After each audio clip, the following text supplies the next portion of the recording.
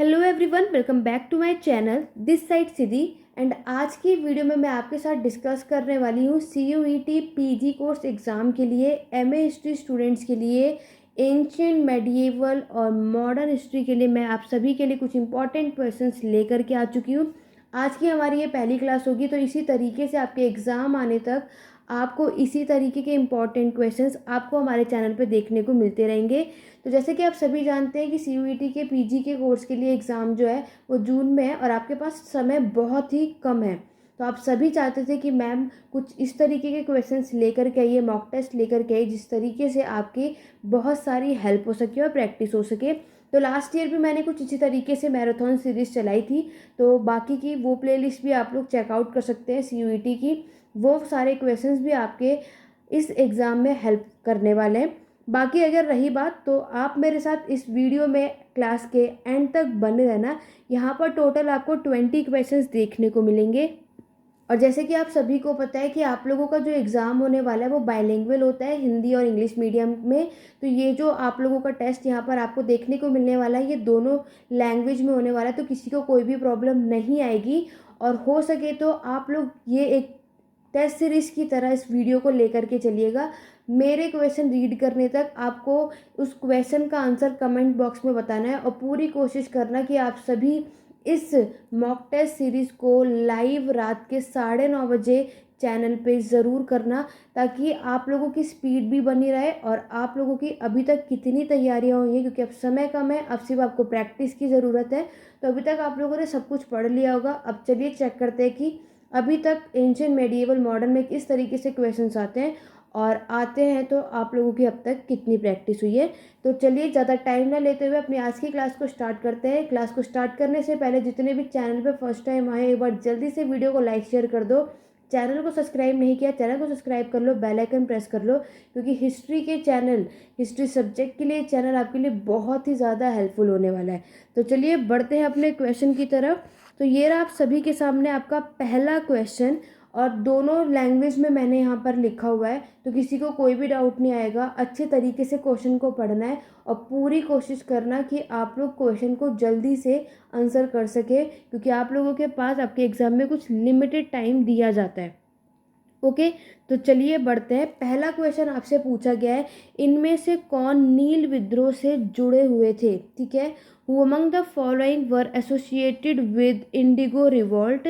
आपके पास यहाँ 4 ऑप्शंस दे रखे हैं, ठीक है, जिसमें से पहले आपके विष्णुचरण विश्वास, दूसरा ऑप्शन है आपका दिगंबर विश्वास, थर्ड ऑप्शन है आपका महेश बनर्जी, और फोर्थ ऑप्शन है आपका रफ़ीक मॉडल। तो जल्दी से कमेंट करके बताइए पहले क्वेश्चन का राइट आंसर क्या होगा। पहला और दूसरा ऑप्शन करेक्ट है, या फिर पहला दूसरा और तीसरा ऑप्शन करेक्ट है, या फिर पहला तीसरा और चौथा ऑप्शन करेक्ट है, या फिर आपके सारे के सारे ही ऑप्शंस करेक्ट हैं। तो जल्दी से कमेंट करके बताओ कि इस क्वेश्चन का राइट आंसर क्या होगा। और इस मॉक टेस्ट की सीरीज़ में आपको हर एक तरीके के क्वेश्चंस देखने को मिलने वाले हैं, जिस तरीके से आपके CUET के एग्ज़ाम में पूछा जाता है। जितने भी स्टूडेंट ने CUET के जो आपके पीजी के 2022 में क्वेश्चन पेपर आया था, मैं ऑलरेडी अच्छे खासे तरीके से पूरे एक्सप्लेनेशन के साथ सॉल्व करवाया हुआ है। तो जिन्होंने भी उस वीडियो को नहीं देखा है, तो आप CUET के प्लेलिस्ट में जाकर के चेकआउट कर सकते हैं, लिंक डिस्क्रिप्शन बॉक्स में भी मिल जाएगा। तो चलिए, अभी तक आप लोगों ने इस क्वेश्चन का आंसर दे दिया होगा।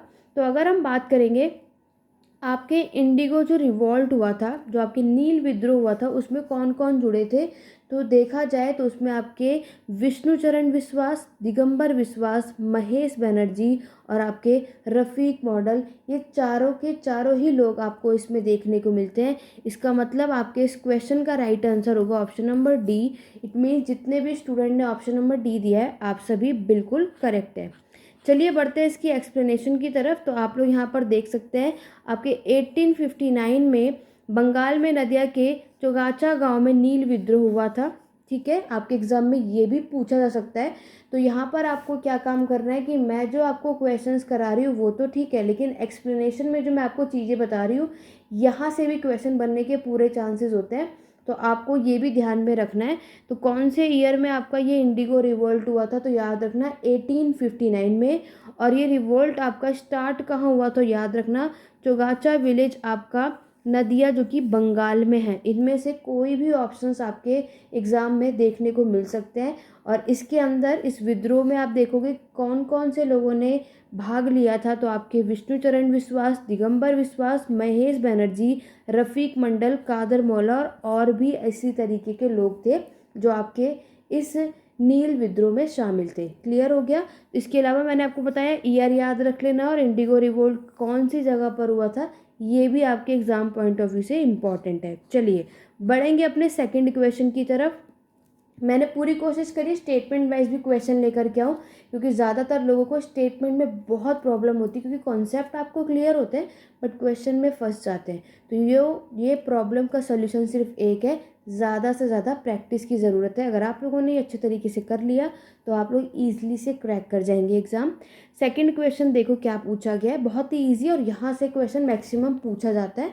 बहुत ही नॉर्मल सा सिंपल सा टॉपिक है।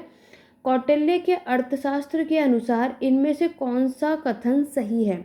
ठीक है, according to the Kautilya Arthashastra which of the following are correct. तो कौटिल्य ने अर्थशास्त्र लिखी थी, ये आप सभी को पता है। और आपको इसमें भी पता है कि कौटिल्य के जो अर्थशास्त्र है इसमें से तीन ऑप्शन दे रखे हैं, कौन सी बात सही है कौन सी नहीं वो आपको बताना है। पहला ऑप्शन है a person could be a slave as a result of a judicial punishment, यानी न्यायिक दंड के परिणाम स्वरूप एक व्यक्ति गुलाम हो सकता है।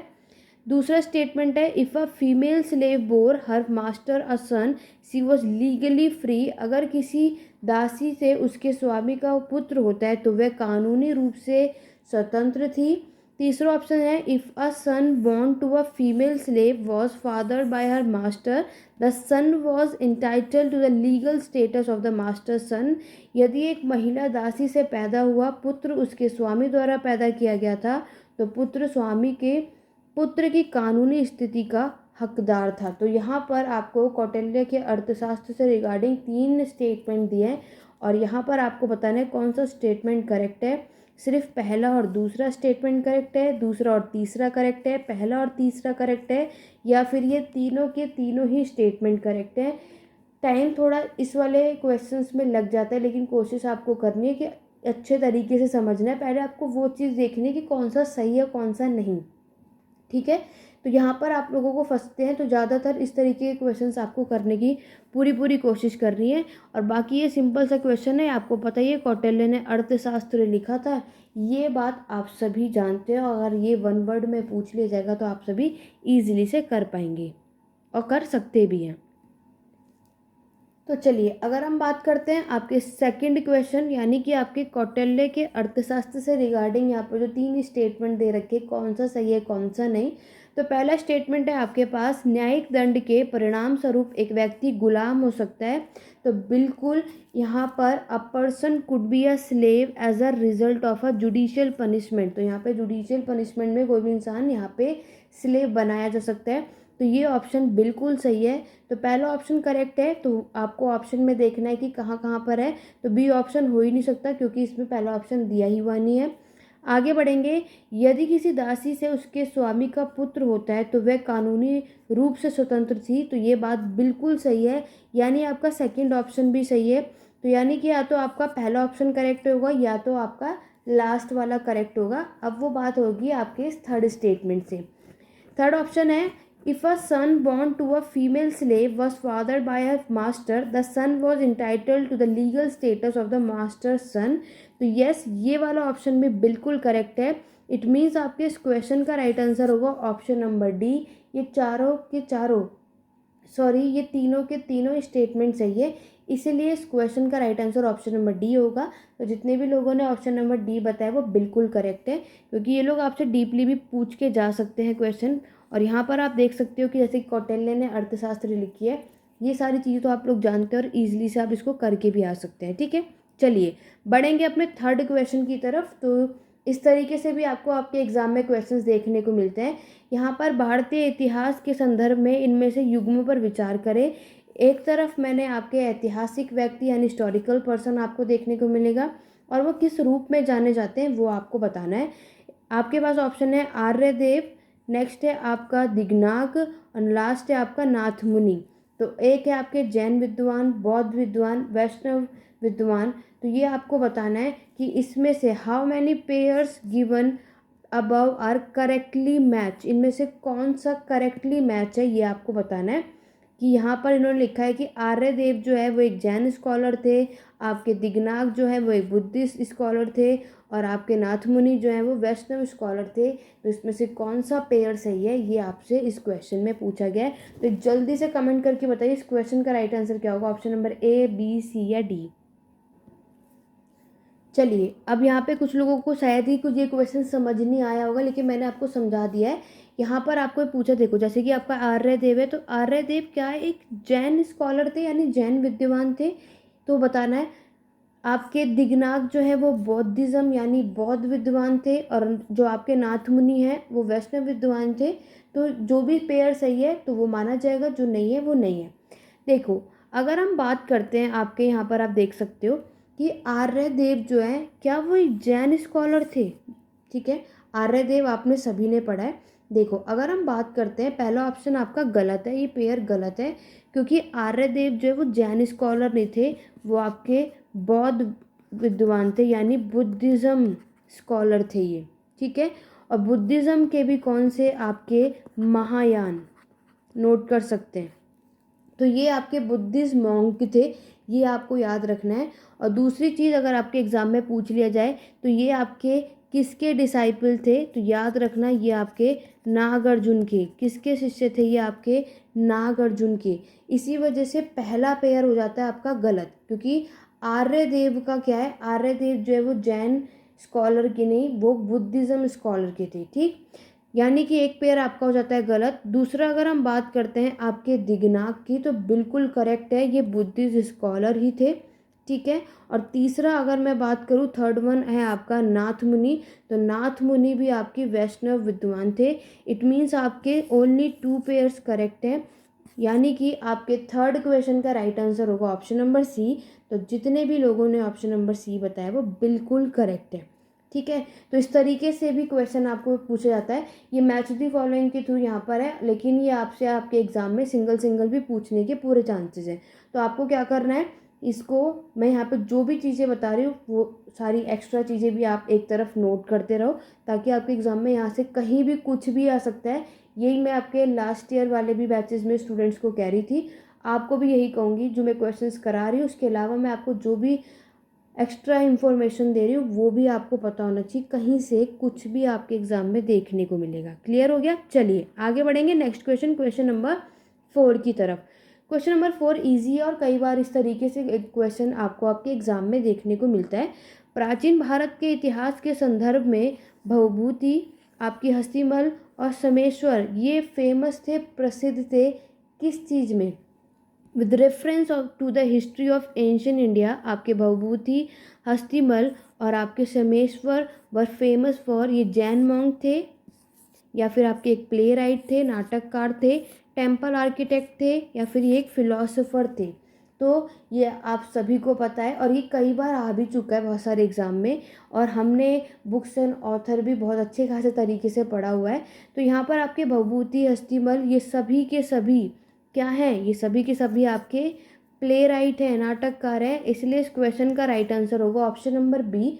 तो जितने भी लोगों ने ऑप्शन नंबर बी बताया वो बिल्कुल करेक्ट है। क्लियर हो गया? चलिए, यहाँ तक कि अभी तक कितने लोगों का कितना करेक्ट हुआ है कमेंट करके ज़रूर बताना। ठीक है, कि आप में से अब तक कितने लोगों को कितना सही हुआ है। चलिए आगे बढ़ेंगे, यहाँ पर थोड़ा सा एक्सप्लेनेशन भी देख लेते हैं। भवभूति आपके एक फेमस संस्कृत प्ले राइट है। ठीक है, और याद रखना ये भी एग्जाम में आने के पूरे चांसेस होते हैं। तो भभूति, पहले तो याद रखना कि ये संस्कृत लैंग्वेज में इन्होंने अपना नाटककार किया था, और इन्होंने कुछ प्ले लिखे थे, जैसे कि आपका महावीर चरित्र और दूसरा आपका मालती माधव। ठीक है, ये कई वीडियोस में मैं ऑलरेडी बता चुकी हूँ, लेकिन आपके एग्जाम में यहाँ से भी क्वेश्चन आ सकते हैं, तो ये चीज़ भी याद रखना। तो ये पूछे जा सकते हैं कि महावीर चरित्र या मालती माधव जो है ये प्ले किसने लिखा था? तो राइट आंसर होगा आपका भवभूति। किस चीज़ में लिखा था, कौन सी लैंग्वेज में? संस्कृत भाषा में, ये आपको याद रखना है। और साथ ही साथ कन्नौज के राजा यशोवर्मन के दरबारी कवि ये थे। कोर्ट पोएट पूछा जाए तो याद रखना ये आपके यशोवर्मन, जो कन्नौज के यशोवर्मन हैं भवभूति, उनके कोर्ट पोएट थे ये क्वेश्चन भी आपको देखने को मिल सकता है। सेकंड अगर हम बात करें, आपके हस्तीवाला ने विक्रांत कौरव और सुभद्रा हरण सहित कुछ 8 नाटक लिखे थे। कितने? टोटल 8 प्ले लिखे हैं इन्होंने। और he was a noted Kannada poet and playwright in the Hoysala empire. तो ये इन्होंने जो अपनी कवि दरबार थे, कौन सी लैंग्वेज में थे? ये कन्नड़। ठीक है, इनका आपको दिख ही रहा है संस्कृत। लास्ट है आपके समेश्वर, ये भी आपके प्ले राइट, ये भी एक नाटककार थे। तो तीनों से रिगार्डिंग आप लोग अच्छे से कर लेना। यहाँ से एक्स्ट्रा इन चीज़ें भी मैंने बता दी, यहाँ से भी कुछ भी आपके एग्जाम में आपको देखने को मिल सकता है। क्लियर हो गया? चलिए बढ़ेंगे अपने नेक्स्ट क्वेश्चन की तरफ। नेक्स्ट क्वेश्चन ये रहा आप सभी के सामने, बहुत ही इजी सा क्वेश्चन है और ये किसी का भी गलत नहीं होना चाहिए। जो कि पूछा गया है, भारत सरकार द्वारा अपनाए गए राजकीय प्रतीक में सत्यमेव जयते शब्द जो है आपके कौन से उपनिषद से लिया गया है? द वर्ड सत्यमेव जयते in the state emblem adopted by the government of India have been taken from which Upanishad? Option है आपका ऐत्रेय उपनिषद, मुंडक उपनिषद, आपके अध्यात्म उपनिषद या फिर आपका प्रश्ना उपनिषद। तो जल्दी से कमेंट करके बताइए, किसी का भी गलत नहीं होना चाहिए। हमने कई बार बहुत सारी वीडियोस में इसको पढ़ा है, अच्छी खासे तरीके से एक्सप्लेन किया है। बैच में भी जो हमारे CUET का बैच चलता है उसमें भी मैंने ये चीज़ अच्छी तरीके से करवाई हुई है। तो ये किसी का गलत नहीं होना चाहिए, क्योंकि आप सभी को पता है कि आपको जो सत्यमेव जयते जो ये वर्ड है, ये कौन से उपनिषद से लिया गया है? ये लिया गया आपके मुंडक उपनिषद से। तो इस क्वेश्चन का राइट आंसर होगा ऑप्शन नंबर बी। और आशा करती हूँ कि मैक्सिमम स्टूडेंट ने ऑप्शन नंबर बी ही इस क्वेश्चन का राइट आंसर दिया होगा और सही होगा। और जिनका गलत हुआ है ये याद रखना, क्योंकि इस तरीके के क्वेश्चन कई बार आपके एग्जाम में पूछे जाते हैं और बहुत सारे एग्जाम में ये क्वेश्चन देखने को भी मिला है। क्लियर हो गया? एक्सप्लेनेशन आप नेक्स्ट स्लाइड पे देख सकते हैं। मुंडक उपनिषद एक प्राचीन संस्कृत वैदिक पाठ है जो अथर्ववेद के अंदर ही आपका सन्निहित है। ठीक है, ये भी पूछा जाता है। Mundaka Upanishad is the source of the phrase Satyameva Jayate which is the national motto of India, जो कि आप सभी जानते हैं। इसके अंदर आपके जो हैं 4 शेरों के साथ राष्ट्रीय प्रतीक में हमें देखने को मिलता है। ये सब आपको अच्छे खासे तरीके से पता ही है। ठीक है, चलिए आगे बढ़ेंगे नेक्स्ट क्वेश्चन की तरफ। नेक्स्ट क्वेश्चन है मैच द फॉलोइंग और 100% है। यहाँ से इस तरीके से क्वेश्चन तो आपको देखने को मिलने ही वाला है। वन साइड पे आपकी डायनेस्टीज़ हैं और सेकंड जो साइड है इसकी, यहाँ पर उसकी राजधानी यानी कि उसकी कैपिटल दी है। ठीक है, सातवाहन की राजधानी क्या है? आपकी चेता की कुषाण और कोशाला। तो जैसे कि मैं आप सभी से कहती हूँ, जो आपका टॉपिक है 16 महाजनापदास का, इसमें आपको सारे के सारे सबके कैपिटल राजधानी याद होने चाहिए। एग्ज़ाम में यहाँ से क्वेश्चन आपको ज़रूर देखने को मिलेगा। ठीक है, लास्ट ईयर भी आया था, अभी भी आने के पूरे चांसेस हैं। तो अच्छे खासे तरीके से पढ़ो और जितने भी बैच में थे उनको अच्छे खासे तरीके से नोट्स भी दिया गया है। जो कुछ प्रोवाइड किया गया है वहाँ से आप अच्छे से पढ़ के जाओ। और ये सिर्फ एक प्रैक्टिस के लिए कि हाँ आपने वो लोग टॉपिक पढ़ लिया है, अब क्वेश्चन आ रहे तो आप लोग कितना सॉल्व कर पा रहे हो। और जहाँ भी आपकी गलती हो रही है उस टॉपिक को जा करके इस क्लास के बाद रिवाइज करो। तो आप यहीं से जाके रिवीजन करेंगे तो आपकी रिवीजन भी होती रहेगी, प्रैक्टिस भी होती रहेगी और आपके एग्जाम आने तक आप लोग अच्छा स्कोर भी कर सकते हैं। ठीक है, तो जल्दी से कमेंट करके बताइए इस क्वेश्चन का राइट आंसर क्या होगा। ऑप्शन नंबर ए, बी, सी या डी। हर एक पैटर्न में हम करेंगे।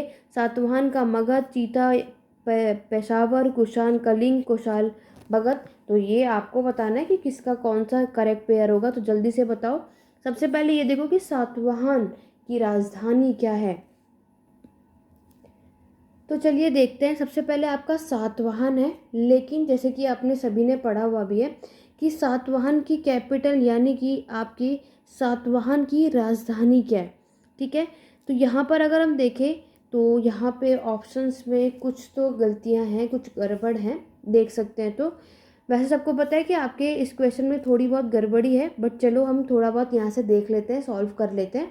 देखो, सातवाहन की राजधानी आप सभी को पता है कि आपके पैथन या फिर इसको प्रतिष्ठान भी कहते हैं, जो कि हमारे ऑप्शन में हमें नज़र नहीं आ रहा। यहाँ पे कुछ गलतियाँ हुई हैं। दूसरा आपको पता है कि कुषाण एम्पायर की राजधानी सभी को पता है आपका पेशावर होता है। तो इस तरीके से आप याद कर सकते हो और लिख सकते हो। ठीक है, तो यहाँ पर आप इस तरीके से नोट कर लो। इस क्वेश्चन में थोड़ी गड़बड़ी है, लेकिन याद रखना सातवाहन की राजधानी अगर आपसे पूछी जाए तो राइट आंसर होगा पैथन या प्रतिष्ठान। कुषाण एम्पायर की राजधानी पूछी जाए तो आपको पता है आपका पेशावर।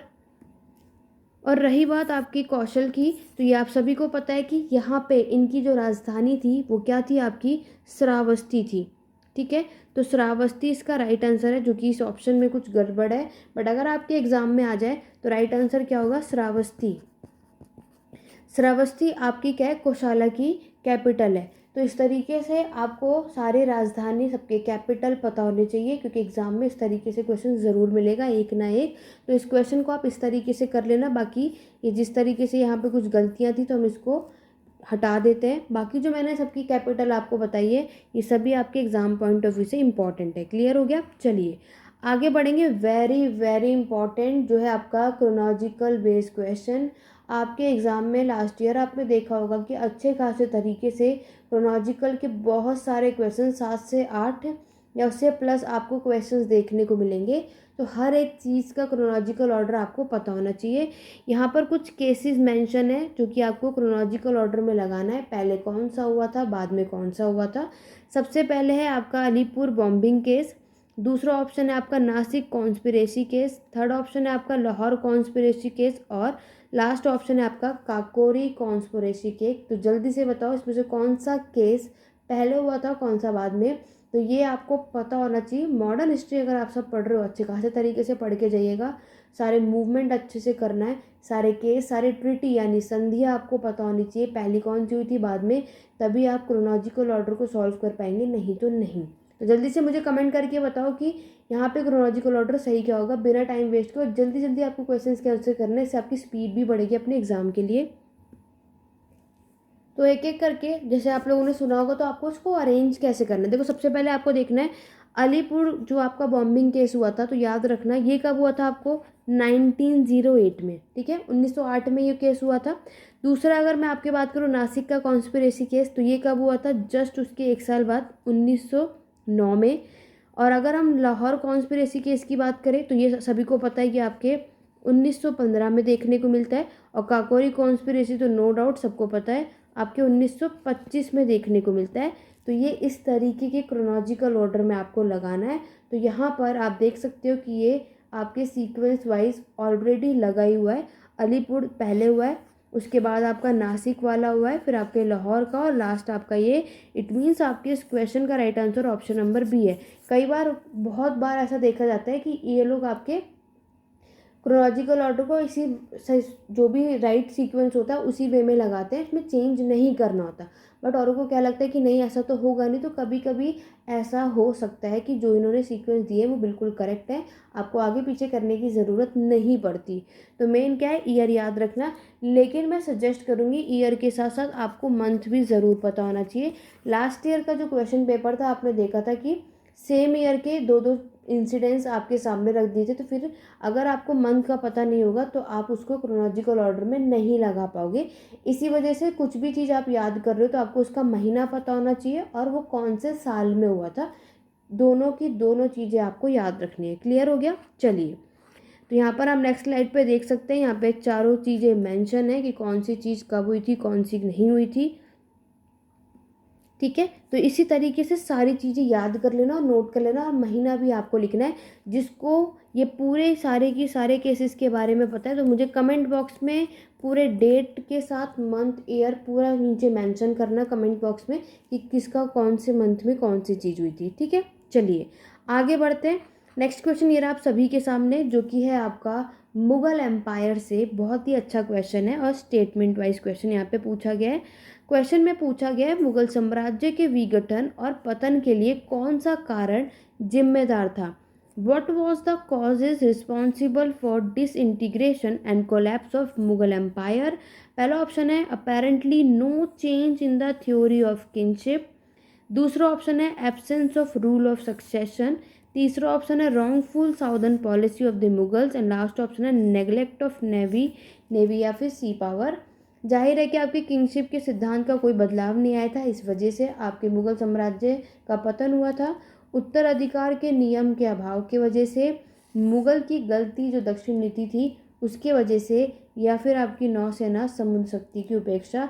आपके पास यहाँ नीचे ऑप्शन दे रखे हैं कि आपके पहला दूसरा तीसरा ऑप्शन सही है, दूसरा, तीसरा, चौथा ऑप्शन सही है, या फिर पहला, दूसरा और चौथा ऑप्शन सही है, या फिर आपके ये चारों के चारों ही स्टेटमेंट आपके मुग़ल साम्राज्य के पतन होने का कारण है। तो जल्दी से बताओ कि इसमें से, क्योंकि इम्पॉर्टेंट टॉपिक है ये, आपके सिलेबस में है ही, कि आपके मुग़ल एम्पायर का डिक्लाइन होने का क्या मतलब था, क्या कारण है। तो वो कॉन्सेप्ट अगर आपने अच्छे खासे तरीके से पढ़ा है तो ये आपको पता होना चाहिए कि इसका क्या एक्चुअल में क्या रीज़न था।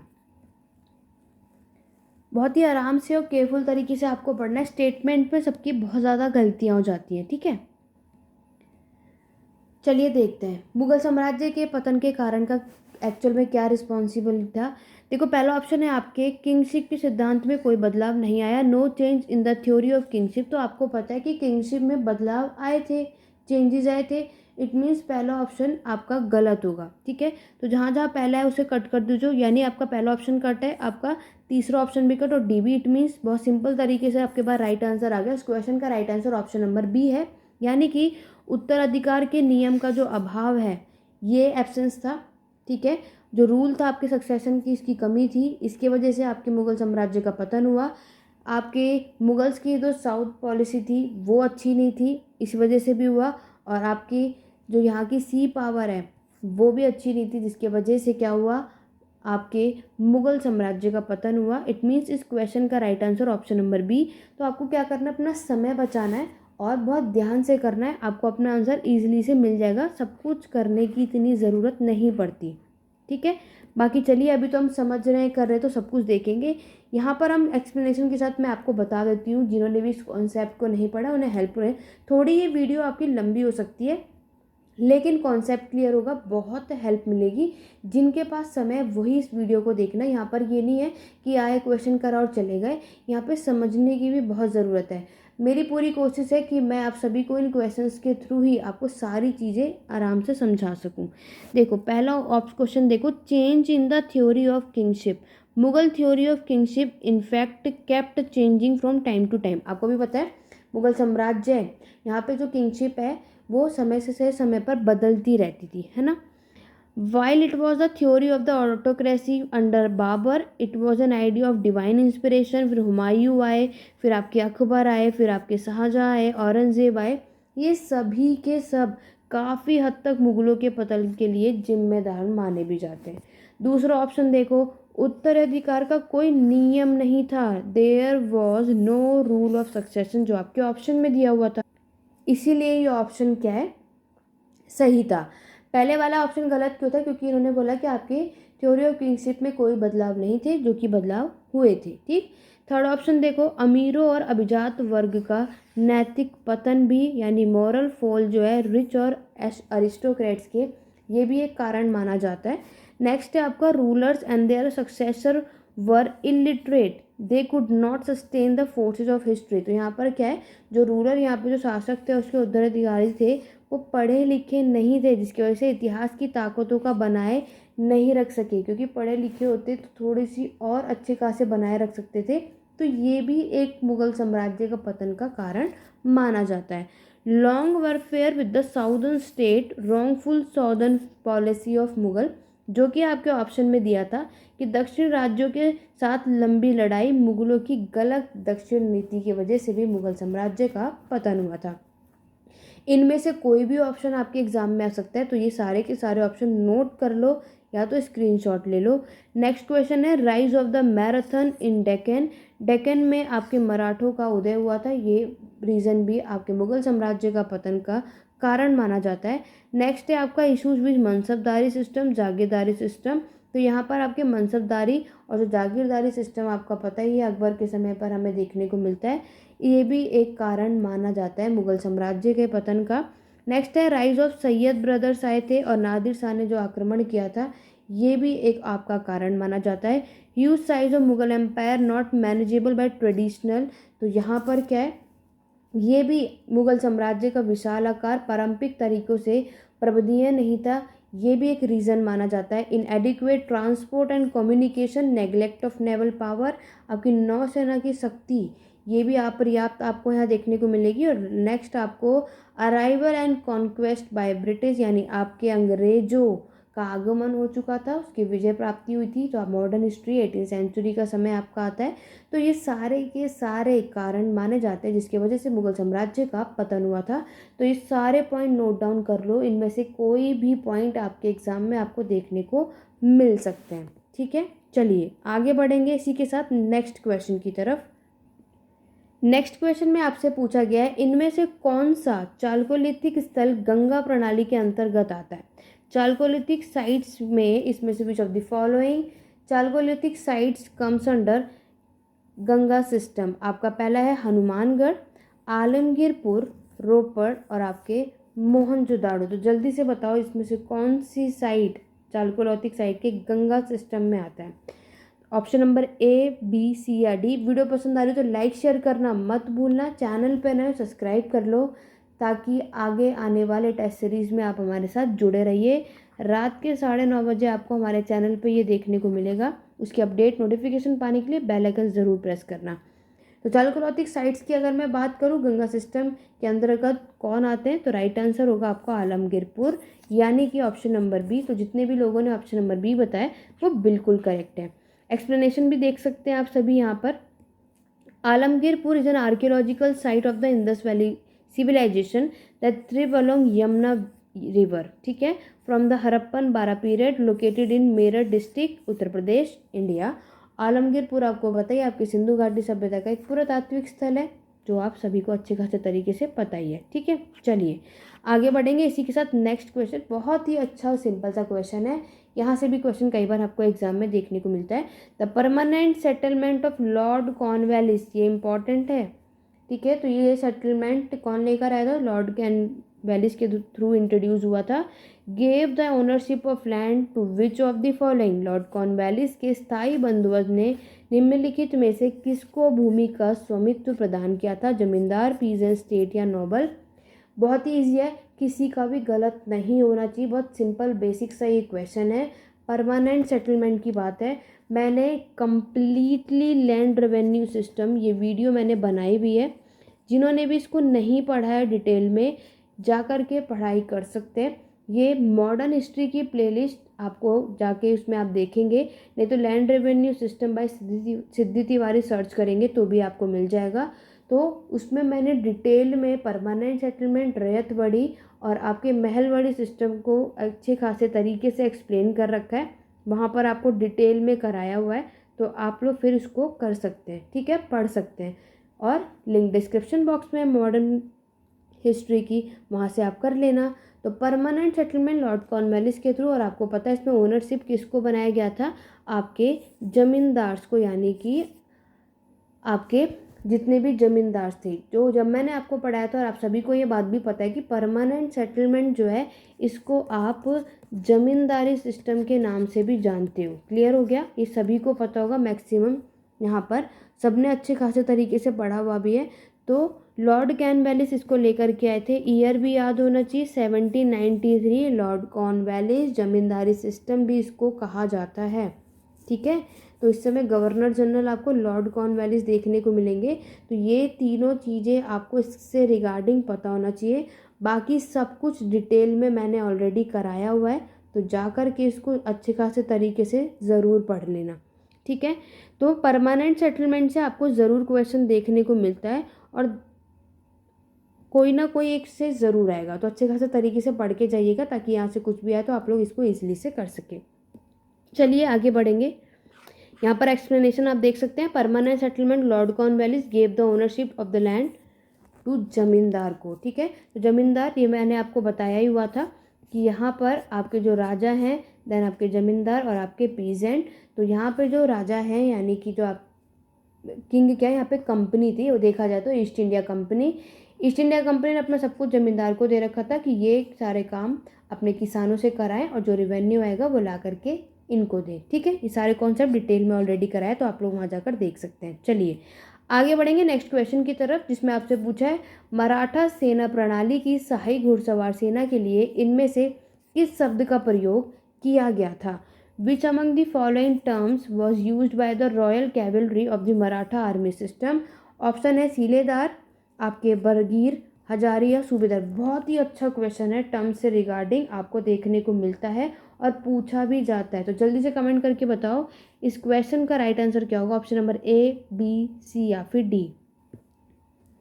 चलिए जल्दी से बताइए, टर्म्स से रिगार्डिंग भी आपसे पूछा जाता है, हर जगह ये क्वेश्चंस आपको नहीं मिलेंगे। और जो आपके लिए नया नोट कर लीजिए और इसको, ताकि बार बार पढ़ते रहो, क्या पता आपके एग्जाम में ये क्वेश्चंस देखने को मिल जाए। देखो, मराठा आर्मी सिस्टम में जो रॉयल कैवलरी है उन्हें बरगीड्स कहते हैं, ठीक है, वेरी इंपॉर्टेंट। तो बरगीड जो है ये रॉयल कैवलरी थे आपके मराठा आर्मी सिस्टम में, और ये भी आपके दो प्रकार के होते थे, ठीक है। पहला तो जो आपका यहाँ पे दिख रहा है सीलेदार, पहला जो है आपका सीलेदार होते थे, याद रखना बहुत, और दूसरा आपके बारगीड्स। लेकिन आपसे क्या पूछा है, रॉयल कैवलरी पूछा है, इसीलिए आपको याद रखना है, ठीक है। यहाँ पर जो आपके बारगीड्स हैं ये प्रोवाइड करते थे हॉर्सेस आपको स्टेट से, ठीक है। तो ये, और फिर इनका काम होता था देखना। तो याद रखना राइट आंसर क्या होगा, ऑप्शन नंबर बी। जितने भी लोगों ने बी बताया आप सभी बिल्कुल सही हैं। चलिए आगे बढ़ेंगे। चलिए यहाँ पर आप देख भी सकते हो, Bargir was the royal cavalry of the Maratha army system. दो तरीके की कैवलरी होती है, बारगीर्स और सीलेदार, ठीक है। बारगीर यहाँ पर आपके प्रोवाइड करते हैं घोड़े, और इस प्रकार घोड़े शाही घराने की संपत्ति थे और राज्य द्वारा उन्हें देखभाल भी की जाती थी, जो मैं आपको ऊपर बता चुकी हूँ, जो आप इस तरीके से यहाँ पर देख सकते हो। चलिए आगे बढ़ेंगे नेक्स्ट क्वेश्चन की तरफ। राष्ट्रकूट से रिगार्डिंग यहाँ पर क्वेश्चन पूछा गया है। राष्ट्रकूट किस शासक के खिलाफ लगातार लड़ाई में शामिल थे? The Rashtrakuta were involve continuously in the fight against which ruler? Pallava of Kanchi, Pandya of Madurai, eastern Chalukya of Vengi, या फिर ये सारे के सारे। तो जल्दी से बताओ कि आपके जो राष्ट्रकूट है कौन से रूलर के अगेंस्ट कॉन्टिन्यूसली उनके साथ लड़ाई उनकी बनी हुई थी, ऑप्शन नंबर ए, बी, सी या फिर डी। तो चलिए अगर आप देखोगे राष्ट्रकूट जो है वो आपके Pallava of Kanchi, Pandya of Madurai, eastern Chalukya of Vengi, ये तीनों के साथ ही इसके लगातार वॉर थे। दैट्स वाई इस क्वेश्चन का राइट आंसर क्या होगा, ऑल ऑफ द अबव। ऊपर के सभी ऑप्शंस यानी कि करेक्ट है। तो जितने भी लोगों ने ऑप्शन नंबर डी बताया वो बिल्कुल सही है। चलिए आगे बढ़ेंगे। यहाँ पर आप देख सकते हो पल्लव आपके पांड्या चालुक्य के खिलाफ लड़ाई में राष्ट्रकूट लगातार शामिल था, क्योंकि वो शाही राष्ट्रकूटों के परिवार का दावा था कि वे महाभारत काल के यदु परिवार के वंशज थे, ठीक है। चलिए आगे बढ़ेंगे। नेक्स्ट क्वेश्चन ये रहा आपके इंडस वैली सिविलाइजेशन से क्वेश्चन है। सिंधु घाटी की सभ्यता में इनमें से किस स्थल के हल के मिट्टी का मॉडल मिला था? ये किसी का भी गलत नहीं होना चाहिए। इसी तरीके के इंडस वैली सिविलाइजेशन के सारे साइट्स याद होने चाहिए, कौन सी जगह पर क्या मिले आप सभी को। Which of the following sites of Indus Valley civilization a clay model of plow has been found? आपकी राखीगढ़ी, बनावली, कालीबंगा या फिर मितहल। यहाँ पर ये स्पेलिंग थोड़ी सही कर लेना, प्लो की स्पेलिंग गलत है ना, हल जिसे कहते हैं। तो ये सभी जानते हैं कि आपके इंडस वैली सिविलाइजेशन में जो मिट्टी का हल है ये आपको कहाँ मिला था, बनावली में। तो इस क्वेश्चन का राइट आंसर क्या होगा आपका, ऑप्शन नंबर बी। चलिए आगे बढ़ेंगे। तो यहाँ पर आप देख सकते हो बनावली एक पुरातात्विक स्थल है जो हरियाणा, ये भी पता होना चाहिए बनावली है कहाँ पर, हरियाणा के फतेहाबाद जिले में स्थित सिंधु घाटी सभ्यता से संबंधित है, और यहाँ पर आपको हल, मिट्टी का हल मिला था, ठीक। चलिए आगे बढ़ेंगे। आपको पुलकेशिन फर्स्ट का टाइम पीरियड बताना है। आपके पास ये 3 ऑप्शन दे रखा है, तो जल्दी से कमेंट करके बताओ इसमें से राइट आंसर क्या होगा। पुलकेशिन फर्स्ट का टाइम पीरियड क्या था? टाइम पीरियड भी आपसे क्वेश्चन पूछ ले जाते हैं, इसलिए आपको टाइम पीरियड भी पता होना चाहिए। तो अगर देखा जाए पुलकेशिन का टाइम पीरियड 535 से लेकर के, देखो ये थोड़ा बहुत अप्रॉक्स रहता है, कहीं कहीं पर आप देखोगे 540 से लेकर के 567 का टाइम पीरियड है, तो ये आगे पीछे होगा। लेकिन आप इसके अप्रॉक्स अगर देखोगे तो आपको आपके एग्ज़ाम में समझ में आ जाएगा, क्योंकि कभी कभी एग्ज़ाम में भी टाइम पीरियड देते ही हैं तो वो ऊपर नीचे होता ही है। तो लेकिन राइट आंसर आपका वही माना जाएगा जो आपने उसके अप्रॉक्स लगाया होगा। इस अकॉर्डिंग इस क्वेश्चन का right answer option number C है, क्योंकि 540 से 567 देखो 535 से 566 ही आपको नज़र आ रहा है। पुलकेशिन आपको पता है ये आपके वतप्पी चालुक्य के रूलर थे, ठीक है, जो कि चालुक्य डायनेस्टी के समय आपने पढ़ा ही था और पढ़ा हुआ भी है, ठीक है। चलिए फिर आगे चलते हैं अपने नेक्स्ट क्वेश्चन की तरफ। देखो यहाँ पर दिख रहा है इनका टाइम पीरियड 535 से 566 मैंने आपको पहले बताया, ये ऊपर नीचे है। इनकी कैपिटल राजधानी वतप्पी या बादामी है, जो कि आपको याद रखना है अपने एग्जाम पॉइंट ऑफ व्यू के लिए। चलिए आगे बढ़ेंगे नेक्स्ट क्वेश्चन की तरफ। नेक्स्ट क्वेश्चन है, किसने मदुरै पर कब्जा किया है और मंदुरतक और मंदुरेकोंडा की उपाधि धारण की थी? ऑप्शन है आदित्य फर्स्ट है ये, ठीक है, प्रांतक प्रांतक फर्स्ट है, प्रांतक सेकंड है, या फिर विजयालय। तो टाइटल भी हमने अच्छे खासे तरीके से पढ़े। जितने भी स्टूडेंट बैच में हैं उन सभी को ये सारी चीज़ें करवाई हुई है, नोट्स भी है। लेकिन जितने भी मेरे चैनल पे फर्स्ट टाइम आए मैं सबको बता दूं, यहाँ पर CUET के लिए ऑनलाइन पेड क्लासेस भी हैं, आप लोग इनरोलमेंट करा सकते हैं। तो इसके लिए आप लोग इस नंबर पे व्हाट्सअप नंबर के थ्रू पेड क्लासेस के रिगार्डिंग जो भी इंफॉर्मेशन है आप लोग पूछ सकते हैं। मैक्सिमम स्टूडेंट के ये डाउट रहते हैं कि अब हमारे पास समय कम है तो क्या अब हम क्लासेस लें, क्या अब हम प्रैक्टिस करें तो हो पाएगा? देखो उसके लिए मैं यही सजेस्ट करूँगी, अगर आप सभी को बेसिक चीज़ें क्लियर है तब तो आपके काम आ जाएगा। तो नोट्स में जो आपके पॉइंट टू पॉइंट्स बातें बताई हुई है, नोट की गई है, जो क्लासेस में मैंने बताई है, जिसमें आपको इस बैच के अंदर आपको रिकॉर्डेड क्लासेस प्रोवाइडेड की जाती हैं और साथ में आपको नोट्स प्रोवाइड किया जाएगा।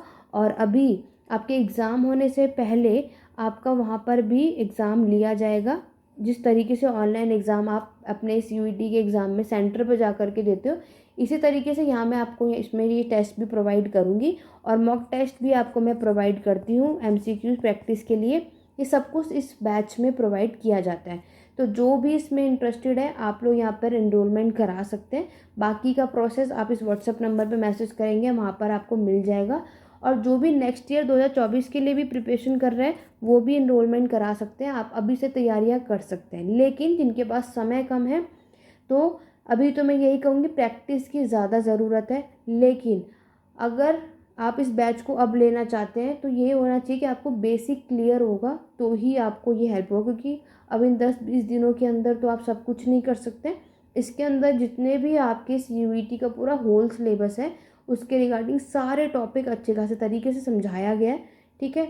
और जो भी डाउट है वो सब आप वहाँ क्लियर होगा। बाइलिंगुअल है, हिंदी और इंग्लिश मीडियम दोनों में, तो ये बैच आप लोग ले सकते हैं, ठीक है।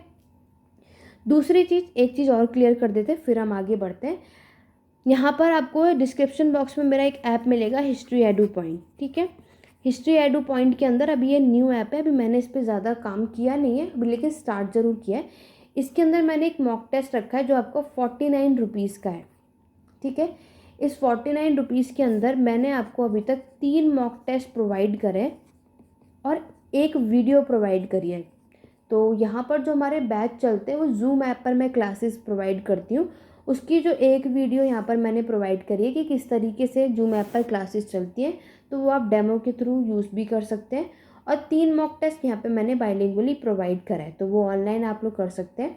और दूसरी चीज़, जितने भी वो ऐसे यहाँ पे स्टूडेंट हैं जो मेरी वीडियो देख रहे हैं अभी और जिन्होंने इस 49 रुपीज़ का ये कोर्स बाय कर रखा है, तो यहाँ पे यूट्यूब चैनल पे जो मैं मॉक टेस्ट लेकर के, जैसे कि आज ही मेरी पहली क्लास है, ये वाली PDF भी आपको उस बैच के अंदर मैं आपको प्रोवाइड कर दूँगी, ठीक है। तो 3 मॉक टेस्ट ऑलरेडी हैं और एक वीडियो ऑलरेडी मैंने वहाँ प्रोवाइड कर रखी है। उसके बाद यूट्यूब पे जितनी भी आपके एग्ज़ाम से पहले ये टेस्ट सीरीज़ लेकर के आई हूँ मैं, इन सभी की PDF आपको इस कोर्स में प्रोवाइड कर दी जाएगी। लेकिन ये सिर्फ उन्हें ही मिलेगा जिन्होंने इस कोर्स को परचेज़ किया होगा। तो अब किसी को प्रॉब्लम नहीं होगी। बहुतों को लग रहा है कि 49 रुपीज़ में सिर्फ इतना ही, लेकिन ये बहुत हेल्पफुल होने वाला है। इसमें मैंने आपको एक वीडियो भी प्रोवाइड करी है ताकि आप फुल कोर्स ख़रीदना चाहें तो इसके थ्रू आपको एक आइडिया लग जाएगा कि क्लास किस तरीके से होती है। और दूसरी चीज़, मॉक टेस्ट भी आपके काम आने वाला है और जितने भी यूट्यूब पे मैं अभी लेकर गई उसकी PDF भी आपको इसमें प्रोवाइड कर दी जाएगी, ठीक है। तो जिन्होंने ऑलरेडी इस बैच को ख़रीद लिया है उनको ये मिल जाएगा और जो इंटरेस्टेड है आप लोग ले सकते हैं। प्ले स्टोर से हिस्ट्री एडू पॉइंट डाउनलोड कर लीजिए। एक ही कोर्स है अभी तक उस ऐप पे, आगे धीरे धीरे काम होगा। नेक्स्ट ईयर जितने भी स्टूडेंट 2024 की तैयारी करेंगे तब उनके लिए बहुत कुछ वहाँ पे हो जाएगा, लेकिन अभी टाइम कम की वजह से मैं इतना काम नहीं कर पाई। लेकिन मेरी पूरी कोशिश है कि मैं आप सभी की तैयारी अच्छे से करा सकूँ। तो ये कुछ छोटी सी इन्फॉर्मेशन थी जो मुझे आपको यहाँ देनी थी। तो चलिए बढ़ते हैं वापस अपने क्वेश्चन की तरफ। हम यहाँ पर बात कर रहे थे कि आपके किसने मुद्रू पर कब्जा किया था और इन्होंने किसने आपकी ये मुद्रू की उपाधि धारण की थी। तो इसका राइट आंसर था प्रांतक फर्स्ट। तो जितने भी स्टूडेंट ने ऑप्शन नंबर बी बताया आप सभी बिल्कुल करेक्ट हैं, ठीक है। तो प्रांतक फर्स्ट का टाइम पीरियड है, ये आगे पीछे रहता है, ये आप भी जानते हो। इन्होंने कैप्चर किया था आपके मदुराई को और उसके बाद इन्होंने ये टाइटल, ये उपाधि, मंद्रुक्तक की उपाधि धारण की थी, ठीक है। तो इसलिए इस क्वेश्चन का right answer option number B था। चलिए आगे बढ़ेंगे। व्हाट्सएप नंबर आपको नीचे डिस्क्रिप्शन बॉक्स में भी मिल जाएगा, तो वहाँ पे भी आप लोग देख सकते हो। नेक्स्ट क्वेश्चन है, उत्तर पूर्वी भारत का नवपाषाण स्थल कौन सा है? Which is the neolithic site of north east India? Chirand, आपका सेनुवर, आपका सरताउरू या फिर आपका तराहदी? तो जल्दी से कमेंट करके बताओ इसमें से Neolithic site north east India में इसमें से कौन सी है। तो राइट आंसर है आपका ऑप्शन नंबर सी, सारूतारू, ठीक है। चलिए आगे बढ़ेंगे। तो यहाँ पर आप देख सकते हो सारूतारू एक नवपाषाण का स्थल है जो कि कहाँ लोकेटेड है? आपके असम के कामरूप जिले में स्थित है। तो ये आपको याद रखना है। चलिए आगे बढ़ेंगे। नेक्स्ट क्वेश्चन, ये आप सभी के सामने कुछ भक्ति सूफी मूवमेंट से रिगार्डिंग भी क्वेश्चन कर लेते हैं। यहाँ से भी एक क्वेश्चन आपको ज़रूर देखने को मिलेगा। इस क्वेश्चन में आप सभी से पूछा गया है, भक्ति आंदोलन के इनमें से संत में से किस संत ने शुरू में सगुण वैष्णववाद को अपनाया लेकिन बाद में जीवन की निर्गुण मान्यताओं का प्रचार किया था? Which of the following sant of bhakti movement initially adopted saguna but later preach nirguni believe of life? आपके ऑप्शन है रायदास, गोसाई जी, भगत पीपा या फिर वल्लभाचार्य।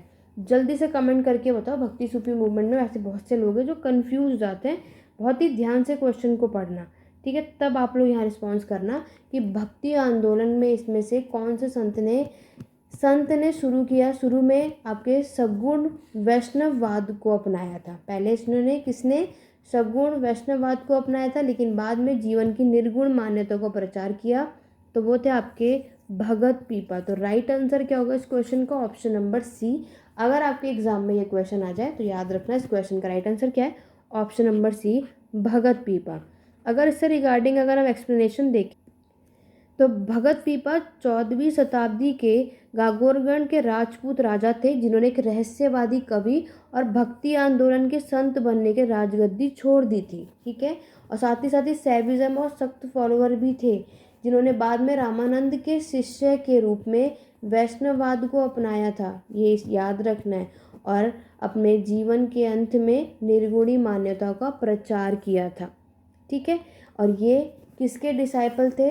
रामानंद के थे। ये भी आपके एग्जाम में पूछा जा सकता है, तो याद रखना भगत पीपा जो है वो किसके डिसाइपल थे? तो डिसाइपल ऑफ रामानंद, जो आपके एग्जाम में आने के चांसेस पूरे हैं। चलिए इसी तरीके से आगे बढ़ेंगे अपने नेक्स्ट क्वेश्चन की तरफ। नेक्स्ट क्वेश्चन में पूछा है, भारत में मुस्लिम शासन की स्थापना का श्रेय किसको जाता है? The credit of establishing the Muslim rule in India goes to Arab को, आपके तुर्कियों को, मंगोल को या फिर पर्शियन को? तो यहाँ पर हमें पता है कि आपके मुस्लिम का रूल शुरू हुआ था 12वीं शताब्दी से, जिसको हम मेडिएवल पीरियड का समय कहते हैं, ठीक है। तो ये आपका मुस्लिम रूल के नाम से भी जाना जाता है और यहाँ पर इसका क्रेडिट जाता है आपके तुर्कियों को। तो इस क्वेश्चन का राइट आंसर क्या है? Option number B. तो यहाँ पे थोड़ा बहुत इसको समझ लेते हैं। भारत में मुस्लिम शासन की स्थापना का श्रेय तुर्कियों को जाता है। भारत में उनकी विजय का कारण इसमें से माना जाता है। देखो यहाँ पर मैं कुछ चीज़ें इंग्लिश में भी एक्सप्लेन कर दूँगी, हिंदी में भी, क्योंकि यहाँ पे दोनों ही होते हैं तो सबको प्रॉब्लम होती है, इसलिए मैं कुछ चीज़ें हिंदी में भी पढ़ देती हूँ। बाकी यहाँ पे अच्छी खासे तरीके से लिखा हुआ है, जो इंग्लिश में वो इंग्लिश में अपना फोकस कर सकते हैं, जो हिंदी में वो हिंदी में कर सकते हैं, ठीक है। बाकी आप सबको कहीं भी कोई डाउट आता है आप कमेंट के थ्रू पूछ सकते हैं, मैं सभी का रिस्पॉन्स करती हूँ। तो यहाँ पर देखो क्या है, उन्होंने अपने धार्मिक उत्साह में अधिक कट्टरता के साथ धर्मांतरण के माध्यम से इस्लाम को नेतृत्व ग्रहण किया था। उनकी जाति का श्रेणता की भावना थी, उनमें इस्लाम का प्रचार प्रसार का दृढ़ संकल्प था, उन्हें अपनी भुजाओं की ताकत पर विश्वास था। तुर्की ने पश्चिम एशिया के एक बड़े हिस्से पर विजय प्राप्ति की थी और पूर्व की ओर बढ़ते हुए भारत में प्रवेश किया और गजनी के सुल्तान महमूद ने भारत के सबसे पहले प्रवेश किया था, जो आप सभी को अच्छे खासे तरीके से पता है। चलो इतना तो नहीं आएगा बट ये याद रखना तुर्की ऐसे पहले थे, ठीक है। चलिए आगे बढ़ेंगे नेक्स्ट क्वेश्चन की तरफ। जो कि आपके मॉडर्न हिस्ट्री से पूछा गया। इनमें से किस नेता ने 1916 के लखनऊ अधिवेशन के में उग्रवादियों और नरमपंथियों को साथ लाने में महत्वपूर्ण भूमिका निभाई थी? Which among the following leader was instrumental in bringing extremist and the moderates together at the Lucknow session 1916? Gopal Krishna Gokhale, Bal Gangadhar Tilak, Annie Besant या महात्मा गांधी? तो पहली चीज़ तो आपको याद रखना, लखनऊ सेशन कब हुआ था? 1916 में हुआ था। और लखनऊ सेशन का आपको पता है उस समय इसकी प्रेसिडेंट कौन थी, ये भी आपके एग्ज़ाम में आ सकता है। तो आप सभी को पता थे आपके अंबिका चरण मंजूमदार। ठीक है, ये भी आपके एग्ज़ाम में आने के चांसेस है। इस पूरे टॉपिक को पढ़ के जाइएगा। और यहाँ पे इन्होंने सबसे ज़्यादा महत्वपूर्ण भूमिका किसने निभाई थी? तो राइट आंसर है आपका एनी बेसेंट। तो इस क्वेश्चन का राइट आंसर होता है ऑप्शन नंबर सी। तो जितने भी लोगों ने ऑप्शन नंबर सी बताया वो बिल्कुल सही है। तो यहाँ पर आप देख सकते हो moderate and extremist split in Surat session 1907। तो सूरत अधिवेशन जो हुआ था आपके 1907 में, उसमें आपके एक्सट्रीमिस्ट और मॉडरेट यानी नरमपंथी और उग्रवादी जो है वो डिवाइड हो चुके थे, स्प्लिट हो चुके थे, जिसमें एनी बेसेंट के प्रयासों का कारण 1916 में एक बार फिर से इन्हें जोड़ा गया था। ठीक है, एनी बेसेंट का टाइम पीरियड ये यहाँ पर आपको याद रखना है। ये theosophist, socialist, women right activist, writer, ये सब की सब थी। तो इनसे रिगार्डिंग आपको ये भी पता होना चाहिए। चलिए आगे बढ़ेंगे नेक्स्ट क्वेश्चन की तरफ। ईस्ट इंडिया कंपनी के अधिकार के तहत पहले सिक्के टकसाल में डैश पर गए थे।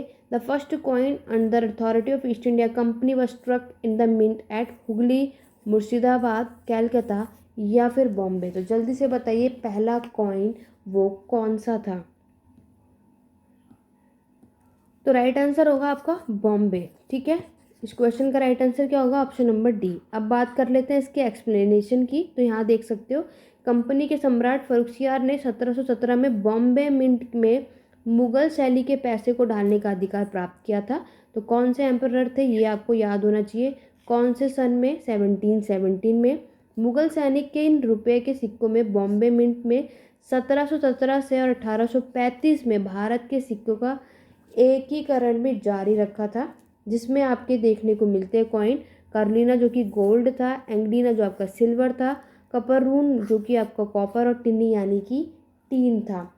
तो ये सारे क्वेश्चन आपके एग्ज़ाम पॉइंट ऑफ व्यू से बहुत ही ज़्यादा इम्पॉर्टेंट है। तो इस वाली टेस्ट सीरीज़ के अंदर मैंने आपको एंशिएंट, मेडिएवल और मॉडर्न के कुछ क्वेश्चन रखे। इसी तरीके से आगे की क्लास, आज हमारी ये पहली क्लास थी। कमेंट करके ज़रूर बताना आउट ऑफ 20 आप सभी का स्कोर कैसा रहा। वीडियो को लाइक शेयर कमेंट करना बिल्कुल भी मत भूलना। चैनल सब्सक्राइब कर लो अगर अभी तक नहीं किया है। आगे की क्लास में मैं वर्ल्ड हिस्ट्री की भी क्वेश्चन को ऐड करूँगी, जितने भी वर्ल्ड हिस्ट्री से क्वेश्चंस आपके एग्जाम में पूछे जाते हैं। तो मेरे साथ इसी तरीके से बने रहिए। आज की क्लास कैसी लगी कमेंट करके ज़रूर बताइएगा। आप लोग वीडियो को ज़्यादा से ज़्यादा लाइक शेयर करेंगे, जितना अच्छा पार्टिसिपेशन होगा उतने ही ज़्यादा आपको चैनल पे वीडियोस देखने को मिलती रहेंगी और आपकी तैयारियां होती रहेंगी। तो उसके लिए आपको मुझे पूरा सपोर्ट करना होगा, मेरे साथ बने रहना होगा। और क्लास कैसी लगी कमेंट करके ज़रूर बताना। और अगर आप कोई चाहते हो कि आपके एग्ज़ाम से पहले किसी टॉपिक पे पढ़ना चाहते हो या उस टॉपिक पे आप क्वेश्चंस चाहते हो, तो मुझे कमेंट करके ज़रूर बताना, ताकि वो मैं आगे वाली टेस्ट सीरीज़ में इन क्वेश्चंस को, उस टॉपिक को मैं आपको करा सकूं। आशा करती हूँ आज की वीडियो आपको हेल्पफुल रही होगी और आज की वीडियो आप सभी को पसंद आई होगी। तो स्टूडेंट आज की वीडियो में बस इतना ही। वीडियो को लाइक शेयर सब्सक्राइब करना मत भूलना। जिन्होंने टेलीग्राम चैनल ज्वाइन नहीं किया है, लिंक डिस्क्रिप्शन बॉक्स में, नहीं तो आप हिस्ट्री एडू पॉइंट सर्च कर सकते हैं। आप में से किसी को कोई भी डाउट या क्वेरी है, आप मुझे टेलीग्राम चैनल के थ्रू, नहीं तो मेरा इंस्टाग्राम हैंडल है हिस्ट्री एडू पॉइंट के नाम से, आप मुझे वहाँ या आप जो भी सोशल मीडिया ऐप यूज़ करते हैं वहाँ कर सकते हैं। कोई भी स्टूडेंट CUET का बैच खरीदने में इंटरेस्टेड है तो व्हाट्सअप नंबर मैं ऑलरेडी डिस्क्रिप्शन बॉक्स में दिया हुआ है। आप लोग इस नंबर पे व्हाट्सअप नंबर ओनली आपको मैसेज करना है, कॉल नहीं करना है। बाकी की इन्फॉर्मेशन यहाँ मिल जाएगी।